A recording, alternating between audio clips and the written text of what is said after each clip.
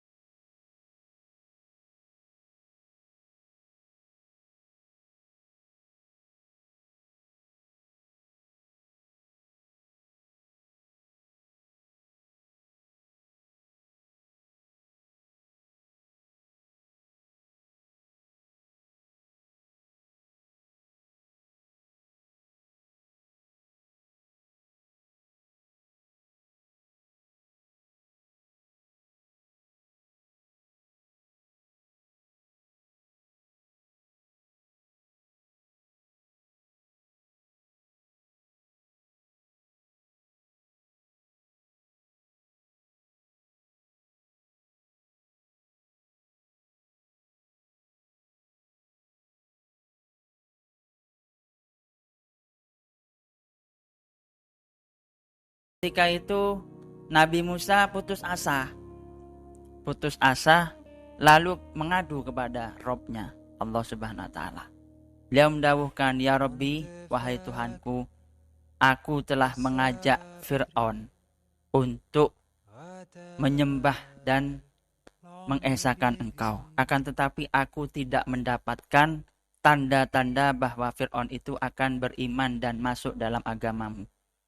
Kemudian Allah menjawab, Musa, mungkin yang kau inginkan adalah kehancuran.